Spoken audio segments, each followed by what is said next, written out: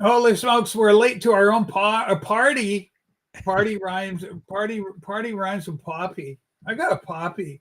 Blake, why am I wearing a poppy? What's a poppy all about? It's not a puppy like a dog. It's a flower. It's a poppy flower. That's What's right. that all about? Yeah, well, for Canada, it's our representation of Flanders Fields, where it came Yeah. from, where poppies grow. It's our Remembrance Day on November 11th for all of the Canadian soldiers that had fought and died defending the Empire at that time. Canada was part of that Dominion, and we lost a lot of souls and a lot of people. And actually, during World War One, I think we were the highest participation of volunteers per capita to any nation.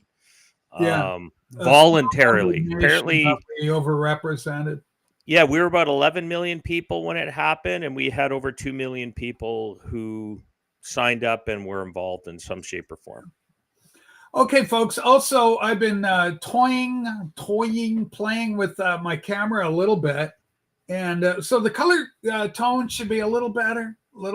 Color tone should be, not so much towards the cyan. It's still a little that way, but not bad, not bad. So I think we're in business here. How's it looking from your monitor, Blake? How? Looks fine to me. Yeah, I Okay, was well, watching your show on the weekend, and I guess or the other day, what's it on the yeah. weekend where they were saying you're a little green, but I don't see the green. Okay, we're getting somewhere. I see green on the back of your walls, I but green. I love green. It's one of my favorite color. It's green. you're like a leprechaun. Well, I'm part Irish. Okay, so we got a big show lined up. The big one here, and I use this for at the top, for the thumbnail for today's show, Blake. And I'll show it to you. Share the screen, and we're going to go through a bunch of these. Here it is. Trump's done playing this morning. As always, I want to make sure it's big enough for you kids to read, and it is. Trump's done playing this morning. Terminate the filibuster. This is an issue that some are saying is fraught with issues. Terminate the filibuster. End the filibuster. So, what does that mean? Well, let's. I got one more, and then I'm going to weigh in. Blake's going to weigh in and start sharing his thoughts on it. But here's Trump's rationale, ending the filibuster, and then Blake will explain what that is. Most of us know what it is, but away we go. Here's Trumpy Bear. Again, I want to make sure you can read it. Oh, it's just coming in so lovely today. Everything's nice and big. The Democrats are far more likely. Here's Cat Turd. We love them. TM, don't be fooled by impersonators. It's Cat Turd 2. At Cat Turd 2. That's him. Look. The Democrats are far more likely to win the midterms and the next presidential election if we do not do the termination of the filibuster, the nuclear option. It'll be impossible for Republicans to get common sense policies done with these crazed Democrat lunatics being able to block everything by withholding their votes. For 3 years, nothing will be passed. Republicans will be blamed. Elections, including the midterms, will be rightfully brutal. If we do terminate the filibuster, we get everything approved, like no Congress in history. We'll have fair, free, and safe elections. No men and women's sports or transgender for everybody. Strong borders, major tax, energy cuts, and we'll secure our Second Amendment, which the Democrats will also terminate immediately. If we don't do it, they are far more likely to do well in the upcoming elections, which would mean a packed Supreme Court, 2 more states, 4 more Democrat senators, D.C., Puerto Rico, and 8 more electoral votes. Remember, Republicans, they are going to end the filibuster as soon as they get the chance. We know this because they already tried, and the only 2 people who didn't go along are now out of office. But they have much less chance of winning if we have a great policy wins after wins after wins. In fact, they will lose big and for a very long time. Terminate the filibuster now, end the ridiculous shutdown immediately, and then most importantly, pass every wonderful Republican policy that we've dreamt of for years but never gotten. We will be the party that cannot be beaten, the smart party. So, a bold proclamation, just slash the filibuster, get rid of it altogether. Yeah. Holy smokes, a whole bunch of shit would get me in trouble in the UK, not least of that. And in fairness and respect to our British compatriots, the mother country, Blake, they also honor the poppy and they wear it over there as well. At least they used to, up until maybe whatever happens this November 11th. Okay, Blake, talk to me. Filibustering, the advantages, the weaknesses, the concerns, and are those concerns legitimate if we get rid of it? Well, I mean, the filibusters that we've seen historically is when members of Congress stand up and they take the floor and they take turns. They don't yield the floor. They end up holding it, talking endlessly for hours. That's one way they're doing it. And they would just essentially could talk about their mom's recipes. I mean, it just gets really Mr. Smith goes to Washington. Jimmy, yeah, talking for days on end. As long as he was standing, he could take more. I think Hakeem Jeffries owns the current record. What was it, 8 hours or some bloody thing? No, I think it was closer to 20 or 20, 30 hours. Like he went like almost like a full day without sleep standing there. Yeah, way to go. His voice was starting to sound like this, but it's funny. They do. They start reading their mom's recipes, how to cook. They just talk whatever. So essentially, it's a way to get a point across, trying to drag it out as long as you possibly can. Meanwhile, your compatriots in behind are working to try and change the minds of a few votes if possible. I don't know. I think it's ridiculous. I think it's, Canada, we don't really have that. So I don't really have an opinion on how Americans see it. I see it as stalling, allowing people to vote. And if everyone's ready to vote and you have a majority ready to vote, you vote. But if you don't have a majority, and you can't get your vote to win, well, that's just the will of the position of where you're in. You have the majority votes in Congress, be it in Senate or in the House of Representatives. But in this case, this is intentional for a lot of reasons. I don't even think they're intending to try and change the hearts and minds. This is just a political stunt for the outside world to see, is that, they're standing up to, Trump and his policies, and it has nothing to do with the democratic process of actually voting on matters of concern. So vote. That's how you make a change. But stalling everything into the mud so it just doesn't pass forever. I don't know if Trump thinks it'll be bad. If I read that correctly, what you were reading, but I don't think anyone's going to. I think everyone's going to hold the Democrats to account on this. They're going to lose even further. So I think So what are they? So let's talk. There's a filibuster, and filibustering is one thing. Attendant to it, related to it, is the current lockout, or Congress is shut down, the lockdown, I guess, the shutdown, the lockdown, and so nothing's getting done. People are hurting because it's affecting. Everybody's talking about the SNAP payments, and so Trump's leveraging, the Dems are leveraging, and it's kind of an arm wrestle to see who's going to win the hearts and minds of the people. So far, it seems that Trump is winning that battle, but he knows that it's on a fuse regardless. There's a time parameter.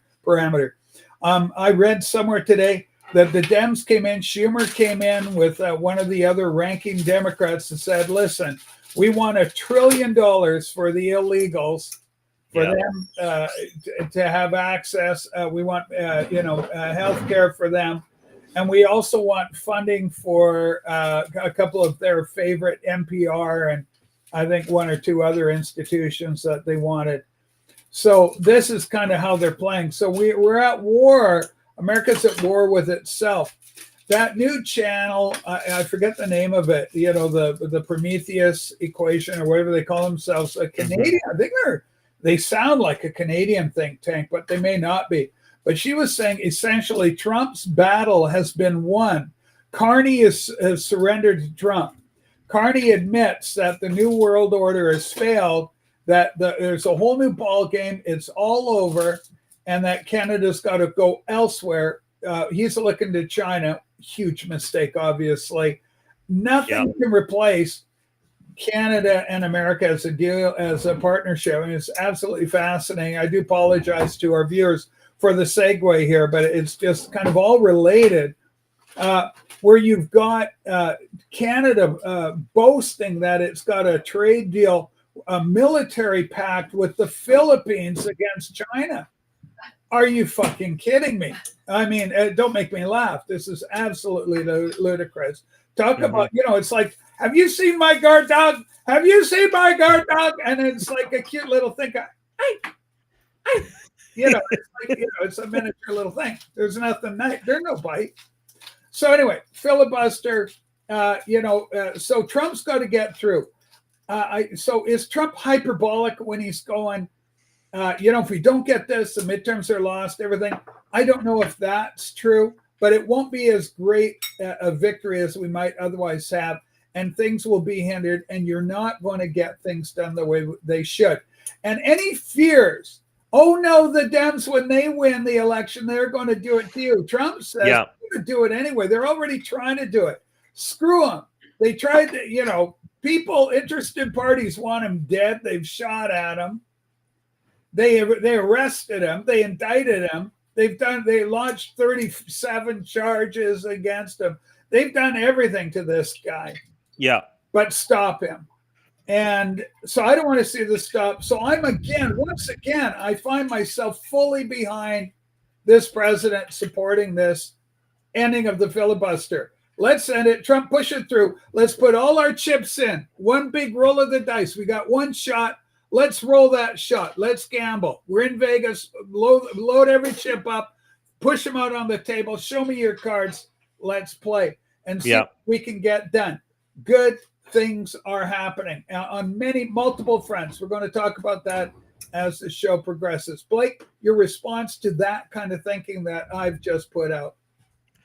Well, I agree that with Trump's position, if there is people that are real people, real Americans that are getting hurt because of the shutdown, and the longer it drags out, the harder it is on those people. And I think the Democrats are using them as cannon fodder. As you said, they're just essentially trying to throw as much mud in front of Trump's tires and the MAGA agenda that has a mandate. That's the thing. They have a mandate. And you're blocking it, trying to put mud under their tires to slow it down so you can drag it along as far as you can. But that's the intent. They are trying to create discontent within the people, trying to make life miserable. But that's what the socialists always do. They do that in Canada. They do that everywhere. They always throw everybody else because they're the public sector class. Let's call them for what they are. They're the government worker class. Good thought.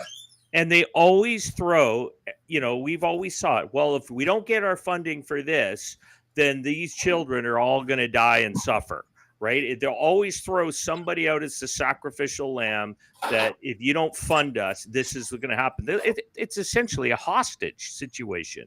So the Democrats are acting like hostage holders. They got the American people as hostages, saying, if you don't give us what we want, then this is what's going to happen. All these people are going to continue to suffer. It's going to get worse. Society is going to degrade. People are going to start rioting in the streets. But this is what they want. They want riots. They want discontent. They want the streets to turn into upheaval and protest during Trump's presidency right now. That is the intent. It's the Podesta plan. He would love to see Podesta's plan was that his nuclear option is to drive America through civil strife and really civil war. That's kind of like their end game if they don't get what they want. But these people are very well entrenched. We're down into as I said, into the pockets of the really entrenched side of the Democrat Party, of the radical side of it. Hopefully the sober ones will come out. The Fetterman types that will come out and say, you know what, this is ridiculous. We're just making ourselves look worse.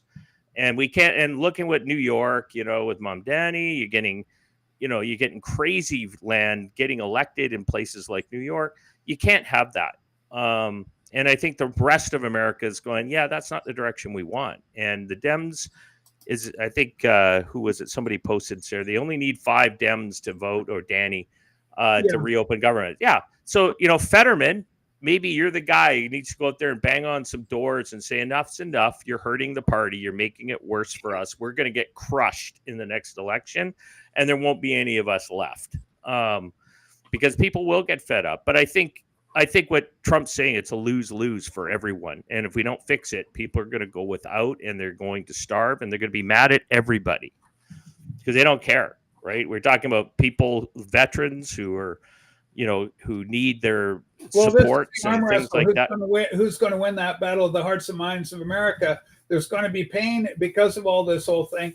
So far, it's working. Most people are seeing this as all fully on the Democrats. But, the longer it goes on, it's problematic for everybody. It's a high risk card game that's going. High stakes, right? Well, and there's a lot of sides to this that people don't recognize that happens. Like, I know a lot of people want to save money, and I'm one of those people. I think there's a lot of waste and a massive level of government contracts and workers that shouldn't even exist in the government system because they were created to, help a certain district or a certain area to get some funding to keep jobs. And the funny thing is, a lot of the small businesses survive off that too, because they have those people living in their neighborhood and they're shopping in their stores and they're probably mega people. And then all of a sudden they see the money starting to dry up. Their bottom line's going down. They're going to have to lay off in some of these areas that are highly dependent off government services and don't have a lot of other business types industries that can support their communities privately. And so, yeah, it's going to damage a lot of communities, neighborhoods. I think that's the intent, though. As I said, they're playing chicken, and I think Trump's saying enough with playing chicken. This is not worth it, and I think that's what his point is. So he's saying we need. Well, I don't know what the nuclear option is. I don't understand some of the legalities of how they can end it, but I guess a forced vote into it. I'm not sure how that works. Yeah. Okay. Well, there's so much here. Like, here's one one idea that's being fostered. We'll take a look at this clip. Who is this? Is called. Okay, it's the home, I believe. No, I've got. Now here's my new challenge. I got so many. So many. Windows open or so many tabs here. I got to hit the right one. Okay. Oh, I see what was going on here. Okay. Anyway, Gunther Eagleman, Speaker Johnson has confirmed he's working to bypass the Senate Minority Leader Chuck Schumer in order to reopen the government. So that's basically kind of the strategy. And this should be it. This should be the one I want. Let's see if this is going to do it for me. Okay, this is number 9, the algorithm.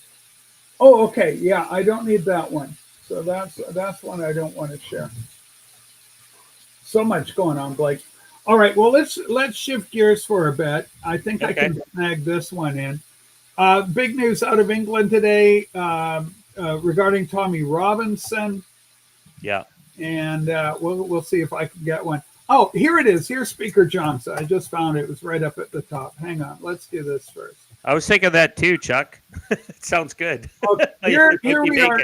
Here we are talking about bypassing Chuck Schumer. Here we go. Evidence speaks for itself. So we're going above the heads. I apologize for the volume. It's very low. Consciences of a handful of people in the Senate who want to do the right thing and just stop the pain. Stop the pain for the American people.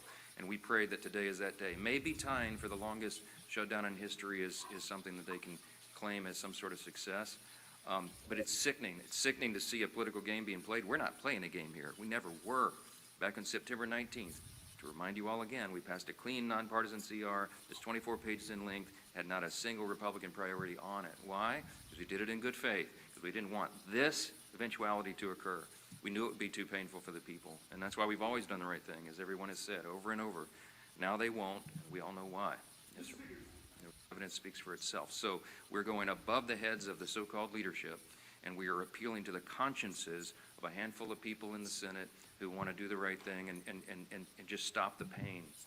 Okay, so that speaks to that idea. We need 5 Dems to kind of cross party lines and get over and get things moving again. Whether they'll find 5 good Democrats, that's a tall order. It's a tall order in 2025.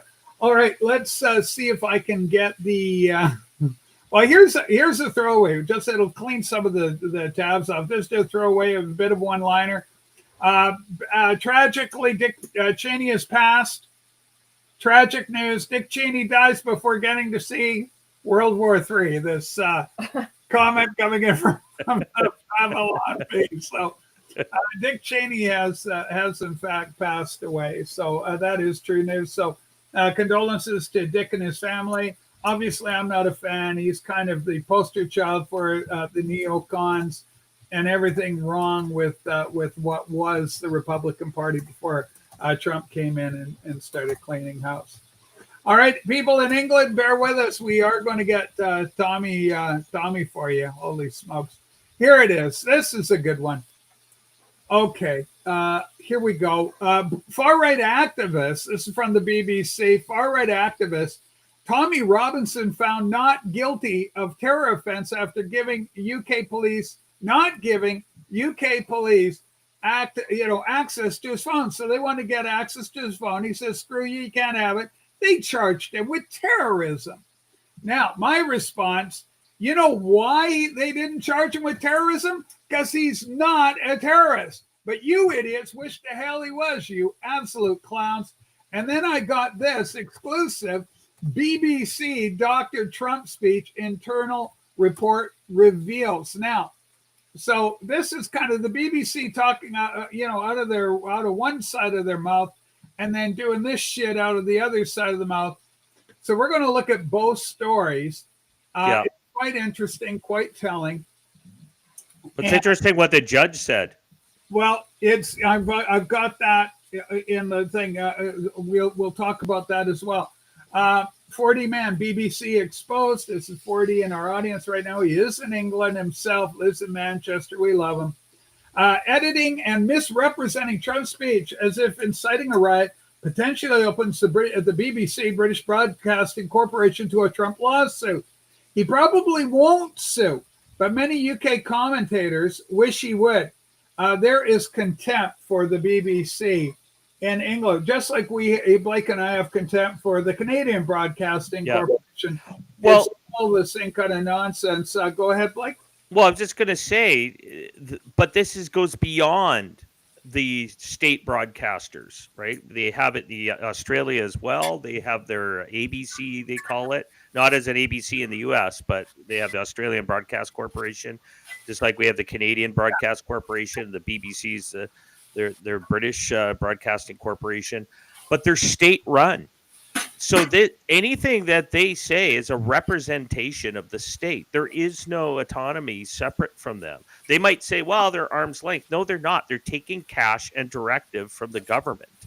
So if the government stated that, Trump could probably say what they used against him during the BBC's, and the CBC's done it too. CBC has been campaigning against Trump since 2016 for the Democrats. And they work, and because the Democrats and the Liberals and the Labor Party in Europe, or in the United Kingdom, and the Labor Party in the Australia, the Five Eyes, all their Labor parties versions, they're of different names, but the same thing, are an alliance. They work together, and they work together just like socialists and Marxists do. They love to work together. They seem to be able to keep their people into the same lockstep pretty easily, but that's typically of communists. They can do that. But the point is, Trump could go after them as a state, using it as a statement from the government itself and saying, if that's how you feel against us, boom, England, if you don't change things there, you're going to see some big tariffs. You're going to see, just like JD Vance said, are you going to keep throwing people in jail for having free speech? Then we're going to start cutting off visas from your foreign diplomats and doing stuff like that. And Keir Starmer, you see him with Trump. I mean, he's just like, shaking little wet puppy dog that just shivers around him and fake. He's so phony. You can tell he's full of it. Well, let's show the kids exactly what the BBC did. I've got a clip of a fellow explaining exactly how they manipulated the tape, what they did and delayed it, etc. It's garbage journalism, but it's good to see it, call it out for what it is. Here we go. Let's go full screen and we'll play the clip. The BBC claims to be the pinnacle of impartial reporting, but what if there was an internal dossier that revealed that wasn't the case? The Telegraph has seen a letter that reveals one of the BBC's own independent advisors repeatedly warned that the broadcaster had serious and systemic problems. A week before the US election, BBC Panorama released a documentary called Trump: A Second Chance, and in it, they played the following clip. We're going to walk down to the Capitol, and I'll be there with you, and we fight. We fight like hell. But Trump didn't in fact say this at all. The BBC spliced together two clips that took place 54 minutes apart. So let's go through it again. We're going to walk down to the Capitol, and I'll be there with you.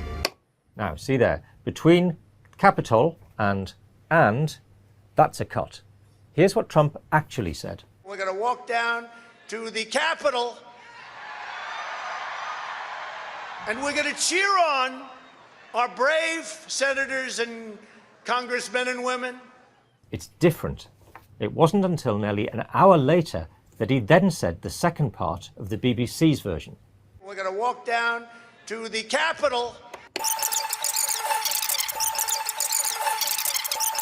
and we fight. We fight like hell. Now, it's true that a lot of people will still feel Trump's claims that in 2021 the election was stolen were entirely inappropriate and unbecoming of a figure in politics. But irrespective of your personal views on Trump, the question remains, how is a national broadcaster funded by taxpayers on the premise that it will provide impartial reporting allowed to splice together content in a way that one of its own advisors said materially misled viewers? But if members of its own editorial standards committee have no faith in the broadcaster, you have to ask, should we? Okay, so, clearly edited, clearly aimed to do a thing, right? We're going to go down, where I'm going to be with you, we'll go fight. So, yeah, let's go have a fight, right? We're going to rumble. We're going to go kick some ass down here physically, and we're going to riot, essentially. And that's the setup. That's the play. And, of course, we know that through the Steele dossier, MI5 or MI6, whatever they call it, those intel people were working hand in hand with the FBI, the CIA, the Democrats, in order to do the Russia thing, in order to take Trump down. So, we know that there's corruption. We know that they're all playing the same. They're playing by the same rules, just as you said, like with the CBC, the Australian version of that, probably the Kiwis version. Global news, right? It's the globalists on one hand versus a kind of the nationalists. And we're on the nationalist side, like traditional values, Christianity, these sort of things. This is what we kind of support in a big way. And of course, there's these forces working against it. But it seems to be unraveling. This is yet another nail in the January 6th coffin. That whole story's unraveling quickly. And if you want to be looking for a sign up in the sky, maybe the passing of Dick Cheney is an indication that, there's a wind blowing through the corridors of power. We know that January 6th is being reevaluated. We know it's under investigation right now. We know that Comey is in a hell of a lot of trouble. And we're going to turn to the Comey story pretty quick. Just before we do that, I'll just show you one more here on this thing. Okay. And we were going to cover a bit of Tommy Robinson as well. We'll go back on the Tommy Robinson story, and I'll let you I'll let you quarterback that one, Blake. Breaking: Donald Trump to investigate the BBC over doctored speech footage. They effed around. Now they are about to find out. God save Great Britain. If you're in the UK, you might want to subscribe to that channel. So God bless President Trump.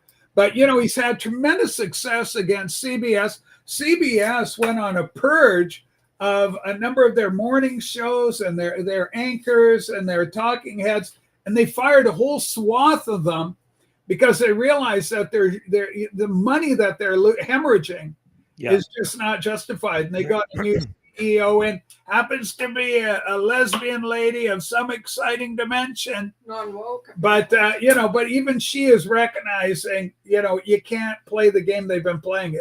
It's financially unsustainable. They're running CBS like they're Canada. Go ahead here. Go ahead.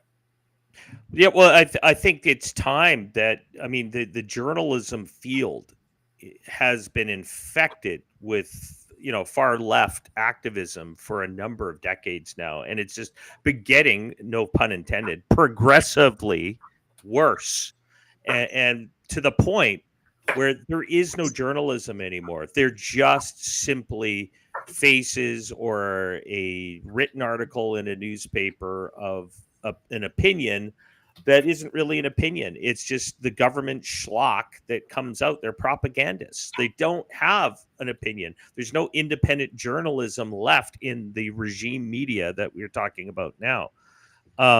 And I think a classic example in case is like this, where they go out of their way as a state-run media broadcaster to really be involved in foreign influence. It is a foreign influence story to try and affect the political outcome in the United States. Canada did that as well. And they're also facing some backlash. And I think part of what we're seeing today with the trade war with the U.S. and Canada may be part of the liberal side of why they were, working basically as Democrats, a machine for the Democrats, unbridled, including Trudeau's former, being the Trudeau government, which is essentially what we have today, doing the same thing, campaigning against Donald Trump from as early as 2016. They are in lockstep with each other. And these large regime medias were under the control of them. But when you talk to simple polling structures where they go in and they look at the number of students that are going into journalism, and it's way out there. It's like 80-90% of journalists and their professors are all far left. There is no right wing within the educational field of teaching new journalists to come up. And I think that's where X has changed everything. And I think that's maybe what is the great sign that these huge monoliths run by the state media are falling apart because nobody wants them. And people are now standing up to them. It used to be you'd be afraid. Those on the right would have to cower to their media and basically have to squirm their way through interviews, while the left wing would just get these softball pitches. It was all pre-organized. Now they don't care. Say what you want to them. Trump opened that field up. You can say what you want because they don't matter anymore. But there's still that older crowd, elbows up type crowd in Canada, same in the UK, same in Australia, that somehow believe that what's coming out of the mouths of those state-sponsored broadcast corporations is somehow truth. And it's not truth. It's a mass manipulation. Well, they had that gatekeeper role. They had the trust of the people, but they blew that trust through a whole series of events. They blew it with the Iraq War. That was a horrible event, weapons of mass destruction. And that was on the part of Dick Cheney and the neocons. President Bush at the time, they deceived the American people. They deceived the world. And, they deceived me because they have Colin Powell. He's nice.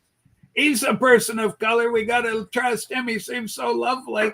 And he's got all his pictures out there. Go, here's the weapons. They're moving them around. I'm going, hold those dirty bastards, So, that was manipulation, right?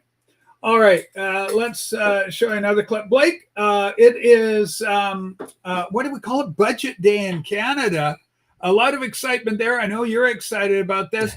To herald the arrival of the Liberals' new budget, did you know that there is a new TV show just now hitting the waves? It is so good and it's just so charming. I love all the characters, but the beaver is my favorite, quite frankly. Okay, let's tune in. This is such a great show. Let's watch it from the beginning. Whatever happened to predictability? The milkman, the paperboy, evening TV. Everywhere you look, everywhere there's a heart, a hand to hold on to.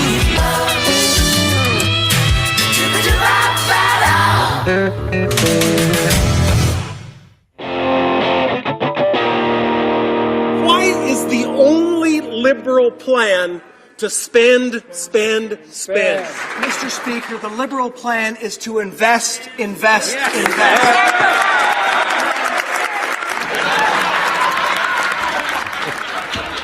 It is time to invest in the future of our country. It has never been more appropriate to invest in the future of our country. That's why our economic plan, it is really at its heart about investing in Canadians. That's what we're proposing to Canadian, generational investment in our future, Madam Speaker. We're not spending that amount of money, we're investing that amount of money.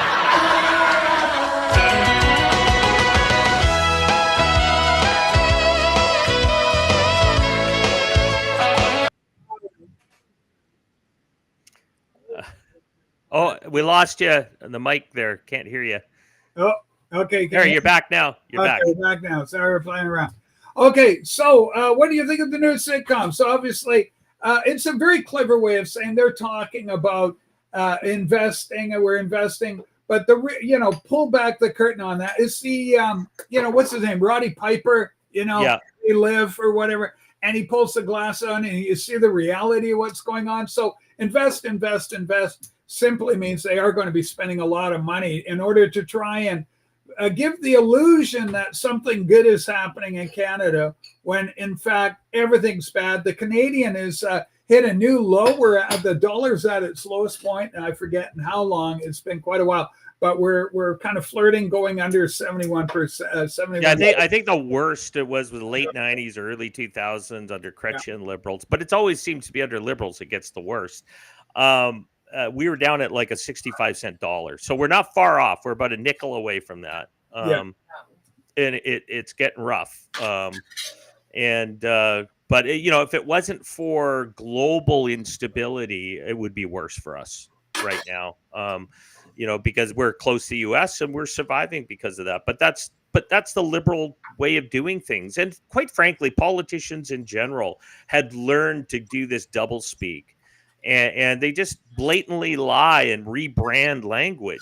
That's what they do to hide what their true intent is. I think that's why those that support Trump like and love Trump, because Trump doesn't hide anything. He doesn't mince his words like that. And it's refreshing when you have a politician who just says this is what we're doing and this is why we're doing it.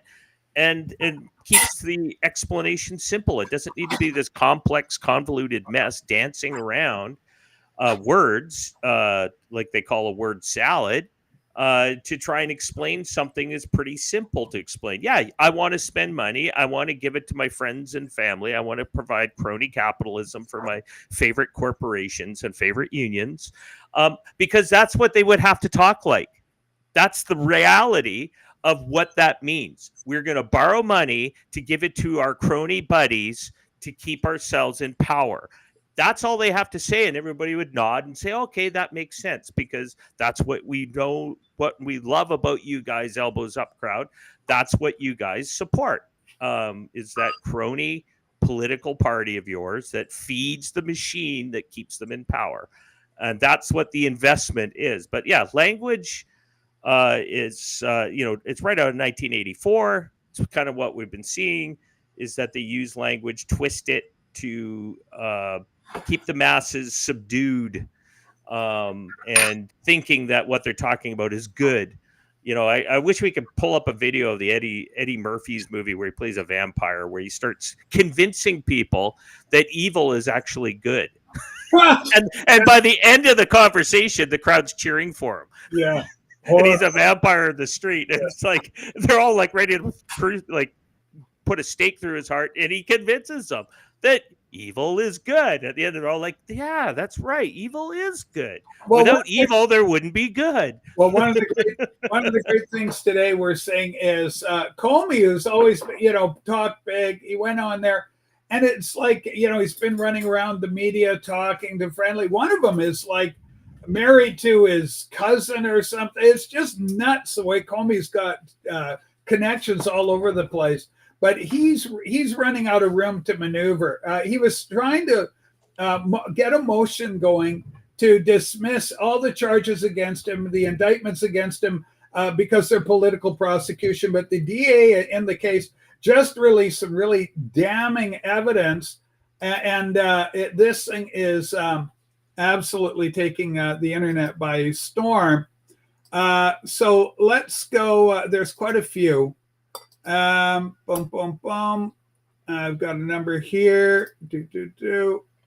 Yeah, I mean, I was just mentioning, let's do this first. Talk about Comey's tendrils and everything. The Dems are all clamoring about Epstein and all the rest of this. Here's an interesting factoid for you.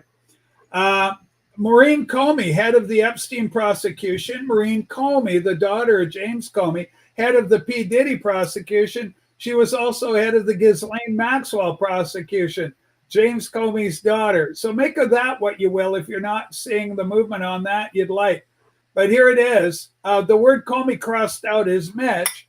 Mitch is code name for Stephen Helper. Stephen Helper was Brennan's CIA operative who worked for the FBI as a confidential human source on Crossfire Hurricane. He also worked for British Intel and for Hillary Clinton. Helper is the architect of Hillary's plan to tie Trump to Russian intelligence to distract from her email scandal that was costing her the election. Helper, in coordination with Steele, Christopher Steele, who he knew through former head of British intelligence, Richard Dearlove, lied about Carter Page to get surveillance on the Trump campaign. So they lied, they manipulated, they played it. Helper lied about General Flynn having an affair. This is from his chick, Svetlana Lakova.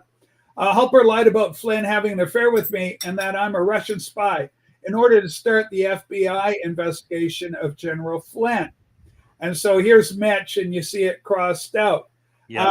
Okay, and then John Brennan, JB, uncertainties regarding Hillary Rodham Clinton.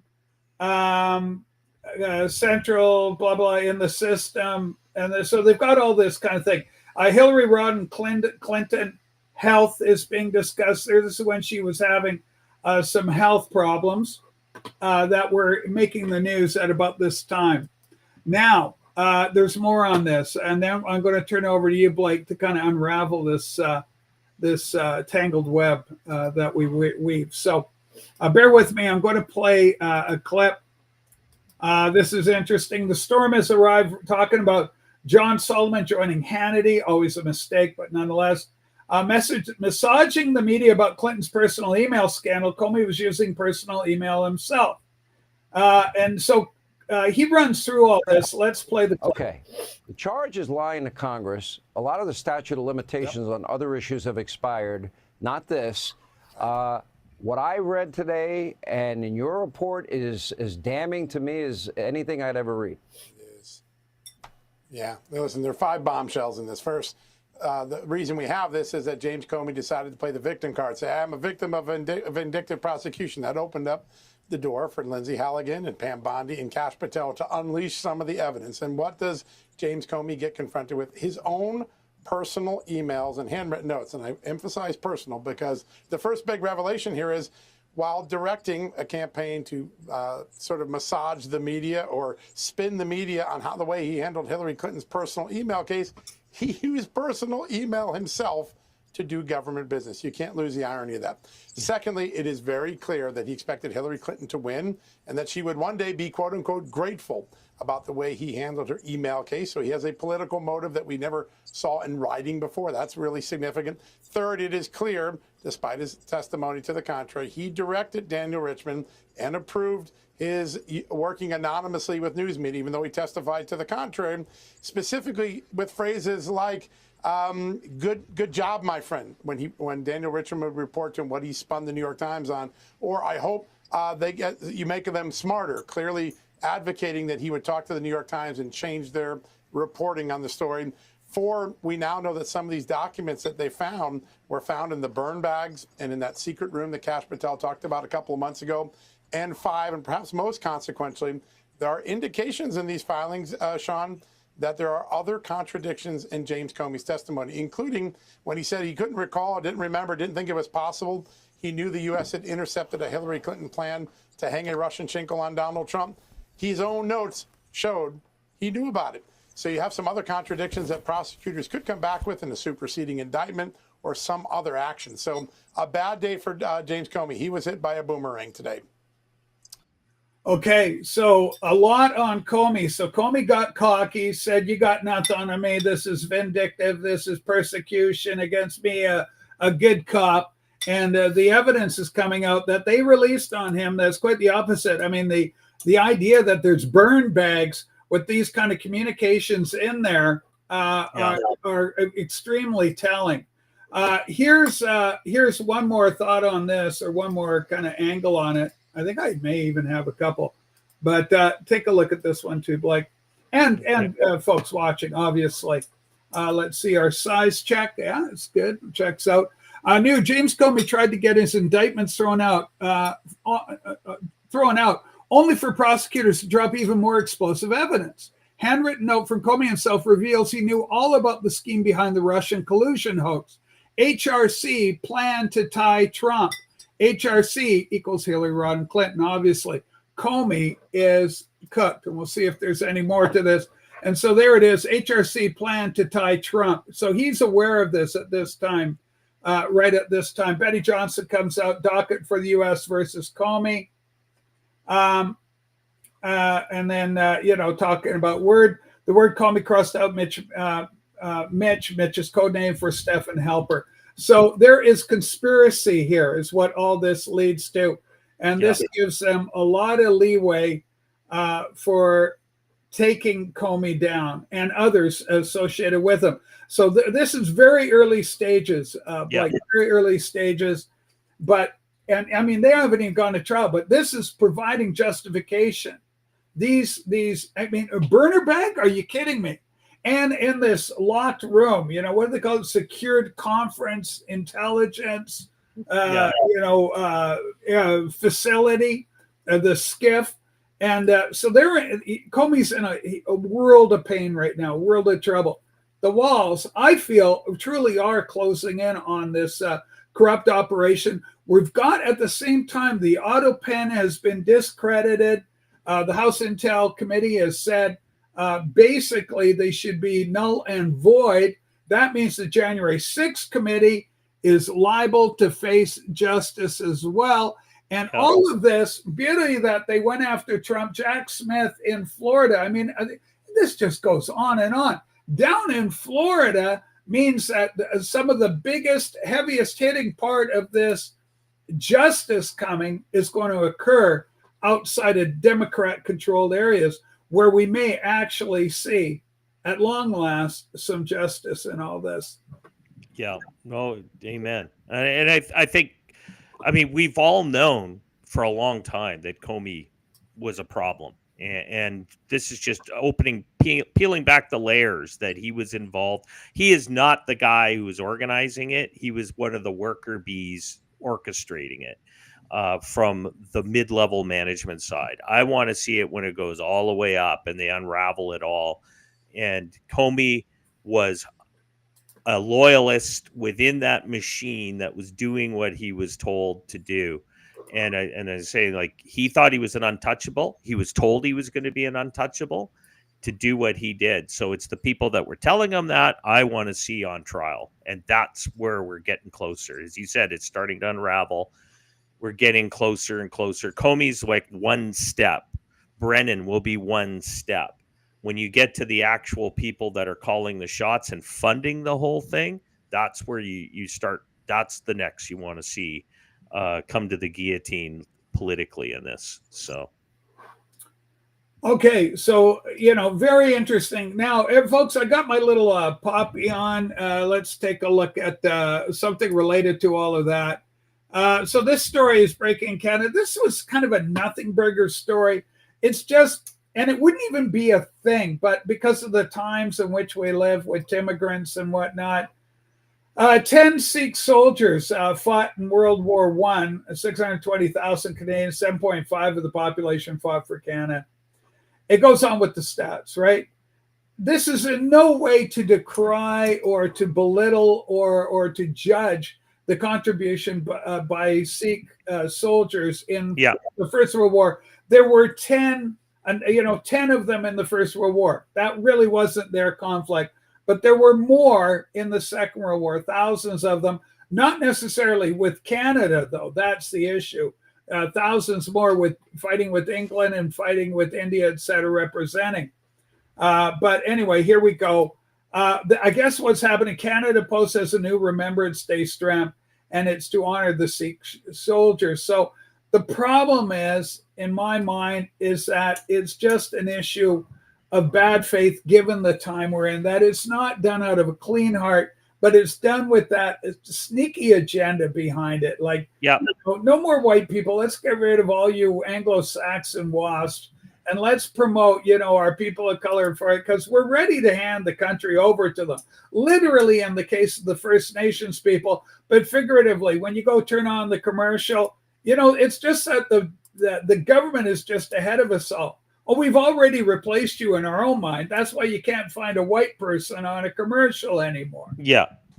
So we're already pandering to our new people. They're all African, or they're East Indian, or they're Chinese, but they aren't white people. You people are so 1995. You're done. We're done with you.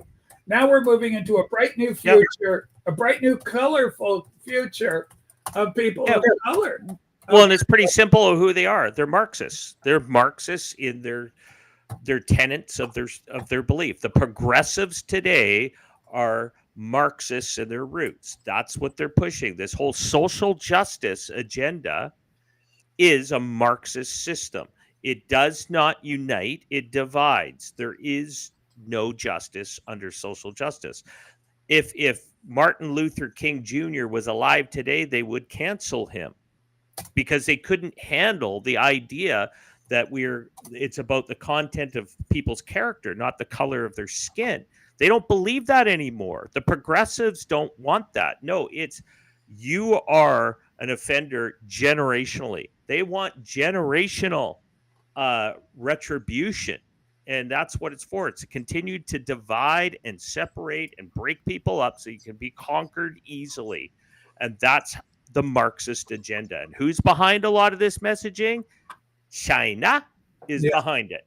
And their foreign influence and their money's coming into our universities, into our cultural museums. They're involved in our pretty much at every level, our big business, everything. They're infected everywhere with that Maoist idea that's coming in, that the long game, that they will change us from within. And this is the cancer where it comes from. And it gets right into the universities. The Russians did it under the Soviet Union, but they failed and collapsed. But the Chinese are continuing to do this.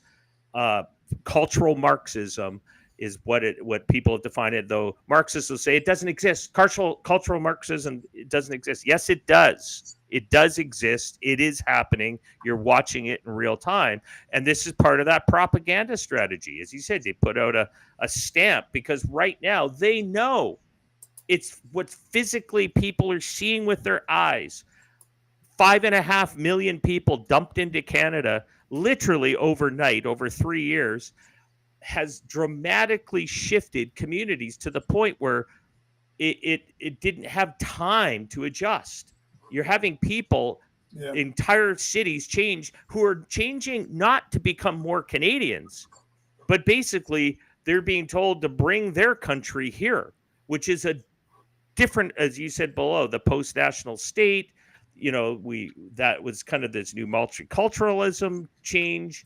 A couple decades ago, it was multiculturalism. Now it's just basically everybody who's from Europe historically is evil, and the rest of the world is innocent of all crimes because it all came from Europe. And it's bullshit. It's this short-sighted, stupid people who don't know history. And that's the fact. They get tied up into this crap, and it continues on. But we will not, true liberals, classical liberals who believe in individual freedom, individual liberty.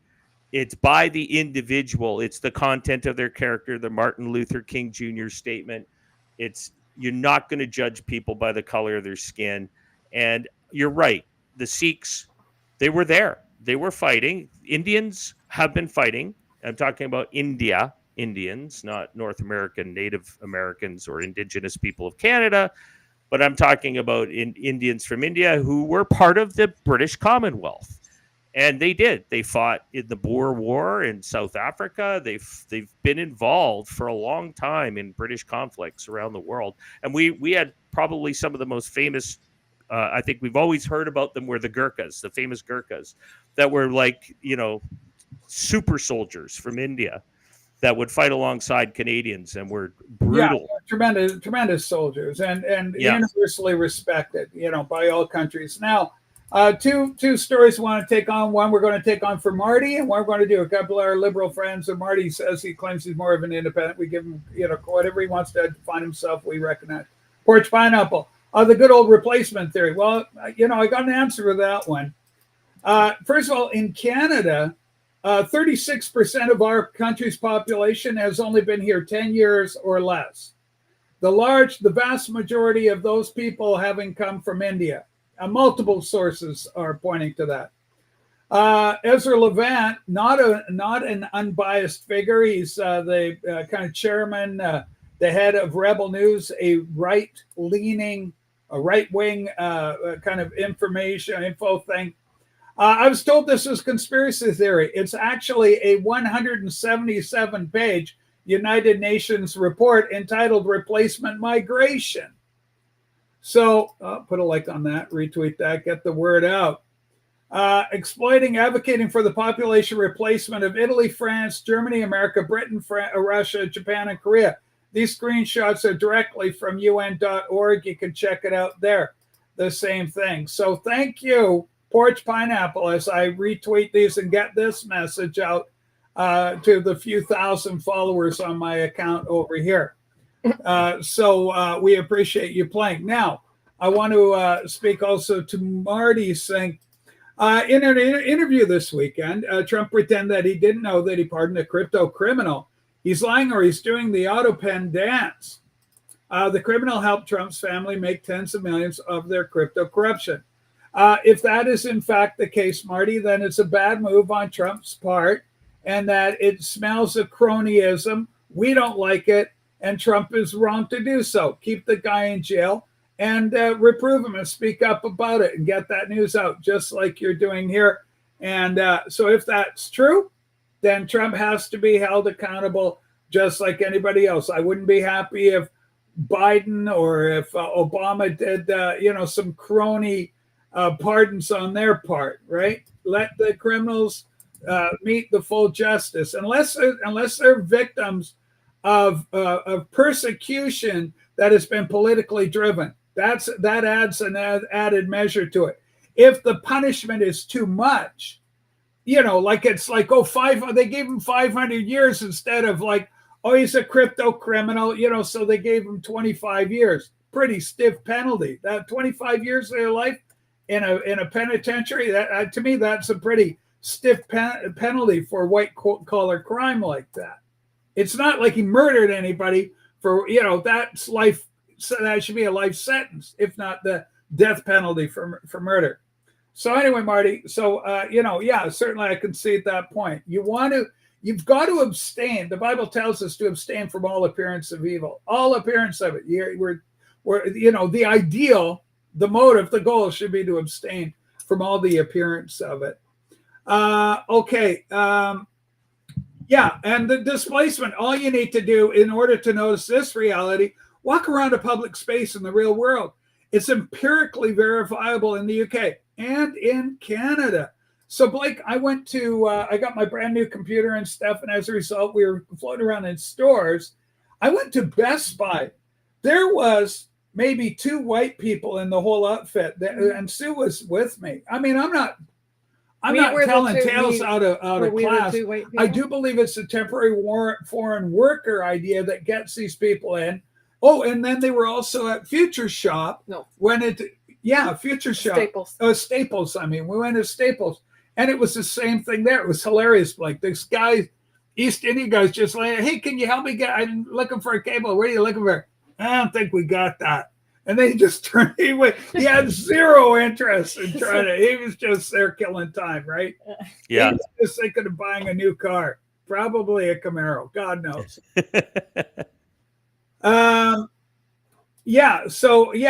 Accountability has to come for everybody. We've got to play straight. Everybody's got to be straight, and Trump has to be held accountable for that, just like anybody else should be. But I do believe that. When he was talking about this one guy that he let off, the little congressman, the little gay Republican congressman, a little Latino guy, he was a cross-dresser or something, George something. That little guy, they gave him a massive sentence, like it was a political hit job on the guy, right? It was out of order. It was inordinate. Just make fair penalties, and then the world can sit back and every American and any impartial observer will go, that's a fair sentence for the crime. That's all we want is justice. George Santos. Yeah. I don't know what they gave that guy, but the penalty for what he was up for was absolutely unbelievable. Like it was years and years of penitentiary Can time. he steal someone's luggage or something? I don't know what the fuck he did. That was the little gay guy in the dress. That's the Democrat that Biden had. Remember the little bald guy in the dress? Yeah, that little cutie. And then he was like a kleptomaniac. He kept getting arrested, stealing ladies' under things. Yeah, we had an MP like that from the NDP in BC for years ago. It was Sven Robinson. Remember, he was pinching. He got caught stealing. Yeah. and then he declared mental illness to get off of it. Yeah, it's like, okay. Yeah. Okay. But sorry. One thing, I'm just wondering, because we're probably going to have to close out here pretty soon. Quick point, Tommy Robinson, the judge did go after the police for trumping up those charges of terrorism. They really tore a strip. So read the article if you find it. It's easy to find. Actually, Ezra Levant talked about it in one of his posts this morning. But yeah, the judge actually for the first time slammed the police for now. Here's the part I have a concern with.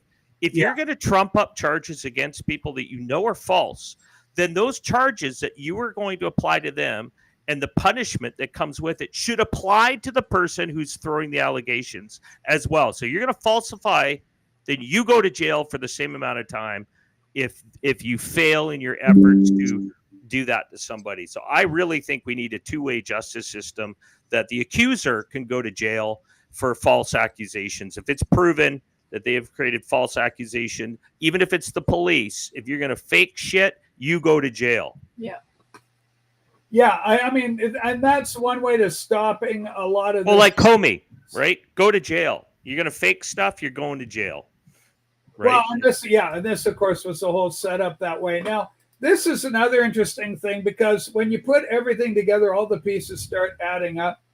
Let's take a look at this.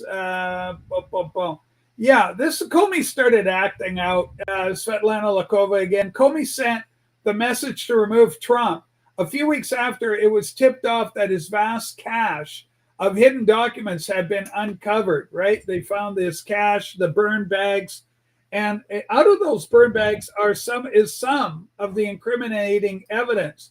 So Comey's walking along the beach and he goes, "Oh, I found these little stones there." And of course, the message is 8647. And And so of course this has become the fodder of pundits and comedians such as myself, making hay with, I just came along and found these stones and they just did this, and then you make a joke out of it. 86, you don't need to be the CIA, you don't need to be the FBI, you don't need to be a brainiac to know what an 86 is. When I was a kid, a teenager hanging out, and we'd drink a little bit, and we'd go to Denny's late at night, because Denny's 24/7. So you've been out pie-eyed a bit, you go in, and we had a good guy working the counter at Denny's. His name was Tom Ding. Tom Ding worked the counter at Denny's, and he was a beautiful kid from China, a lovely Hong Kong kid, and he knew kung fu and stuff. It was hilarious. He got in a fight once, and we saw the ambulance, and the cops were all over. We went up to the waitress and said, "What the hell happened? Is Tom okay? What's going on?" She goes, "Well, I saw 3 kicks." So he said, whoa. It's like he was a kung fu master, Tom. So we come in and go, "Hey, Tom, how you doing?" He goes, "Look, you get out of here. You guys get out. I'll 86 you. I'll 86. I go, "Don't 80, Tom. We love you. Don't 80." We're all drunk, crazy teenagers. Yeah. We love you. Wherever you are, Tom, we love you. Tom Ding at Denny's down on Douglas. Holy smokes. But anyway, so we know what an 86 is. It means to remove, to get rid of. You're 86, you're banned, you're out, you're taken out. Yeah, this is the deal. 86 means eject, kick out, discard. I don't see the big deal. People make jokes. Except that was James Comey, a guy who I believe may literally want to see Trump dead. I'm not going out on a big limb. I don't have to go too far to think that a guy like James Comey would like to see Trump dead. It's not like it's, your brother-in-law down the street. It's not like Trump hitting a golf ball and Hillary walking the airplane and the golf ball hits her. She goes flying. That'd make a good AI video. Somebody go make that, please. It's already been, or it's not like Trump in a Dodgers outfit, cracking one out of the park, and the ball goes rocketing. And then there's Carney at the podium, and the ball hits him. He goes flying. I love that one. So, it's not like, they're shooting these guys. It's not like they're killing these guys. It's comedy, people, and funny comedy at that. And then nobody was hurt in the making of that meme, all right? And we aren't telling anybody to go hit a home run out of Dodger Stadium so it hits Carney in Canada. For the love of God. There's that AI video going around with the manager of the Blue Jays punching Carney out. Yeah, I was just mindset. I know. Pat, we did cover the budget earlier in the show. Yeah, we got the budget. The big news about that is it's not that we're going to spend. It's an investment. It's an investment in our pockets. You got to go back, watch that bit. It's very well done. It's funny. It's called, what do they call it? Budget Times. I think it was like a TV sitcom show. Yeah, it's like Budget Times. There's how they give it, like a 70s kind of 80s sitcom kind of spin. But ladies and gentlemen, we have been here for 1 hour and 9 minutes. So we're in overtime. Speaking of overtime, 11th inning. Too bad about the Blue Jays. But, I was cheering for him, full disclosure. I really was. But at the end of the day, I really don't care. But I would have cared if I'd watched. I bailed on it. Once it got down to going extra, and I can't watch, it's too tense. I'll get invested. It's a problem. I'll get invested. And I don't want to be invested in that. So, okay, 40. I'm so pleased for TR today. Blake is right on. There should be recompense for TR also. Though, of course, we don't see that much just in a day in the life of UK. Tommy Robinson. Robinson. Yeah, absolutely. So, in a proper world, he'd be able to sue all those cops and the judiciary and the whole rotten, stinking British justice system, falsely so-called. Invest in Brookfield. Vote for Summer. All right, everybody. That's where Carney's going with his trade agreement with the U.S. It's watch where Brookfield landed. Exactly. We should give a link just before we go. What Yeah. we were talking about, that video for, I put it in our little private chat. It's I'm the on it. YouTube video at the bottom. Yeah. If we could close out on that about how the liberals and politicians campaign to teach you that evil is good. It's a nice little clip from, All right. So this, from Eddie Murphy movie. It's a good one to close out on. 1995, we're going to have an Eddie Murphy clip. It's 1995's Vampire in Brooklyn. Okay, so Eddie Murphy at his best. 1995, a little bit past Eddie's best date, for his best stuff. Let's go stop that one and go for this one. Vampire in Brooklyn's the film, kids. Here we go. Make it big, play the clip. Two sides to every story. Not one, but two. A story is not one-sided. A story has a duality. There's two sides to every story. Talk about it now. What brings to mind the phrase, necessary evil? He's totally doing Now, I know many of you may hear the phrase necessary evil and you say to yourself, that don't even make no sense to me. Can't be no such thing as necessary. How's evil necessary? That don't match. That's plaids and stripes, evil and necessary. You see, because without bad, there is no good. Without light, there is no dark. You need both these things. You hear what I'm saying? If every day is a sunny day, well, then what's a sunny day? Well, the bottom line, brothers and sisters, what I'm trying to tell you tonight is that evil is necessary. Evil is necessary. Thereby, if it's necessary, evil must be good. Evil is good. That's what I say. It must be. Evil must be good. Let me hear y'all say it. Evil is good. That's right. Evil is good. Take Brother Brown, for instance. One of our strongest deacons. Right. Pillar of stability. Brother Brown was down on Bushwick Avenue last night with a $2 hoe. Oh, people said y'all didn't know she was no hoe. Lying, stinking dog, you told me you was at your mama. Now that's evil. When you tell your wife, I'm gonna go see mama, then you go down on Bushwick Avenue and get you a $2 hoe. That's evil. But Brother Brown had a good time with that $2 hoe. You can push a $2 hoe to the line. She don't have no limits. Evil and good, they walk hand in hand. Evil is as evil does. Rita, hey, I thought I'd find you here. What are you doing here? The captain wants us to check something out. Reckoning. All right, so yeah, pretty good play, man. It could be more. It's crazy. Did the Democrats use this as one of their slogans back in the day? I'm sure they did. Well, the liberals, all of them, do the same thing. They can convince you what is wrong is right. So transvaluation, we call it. That was a Friedrich Nietzsche term of transvaluation. Thank you for philosophy. Friedrich Nietzsche is incredible. All right, everybody. Thanks so much for watching. We're going to be back Wednesday, today, Tuesday. It must be Belgium. We'll be back Friday. Folks, we'll see how the week unfolds. Have a good one. Patreon people, vinyl community people, you see those speakers and guitars and records and stuff.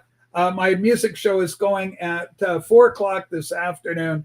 I think it's on therapy in the vinyl community. Could be kind of, we're working on a thumbnail.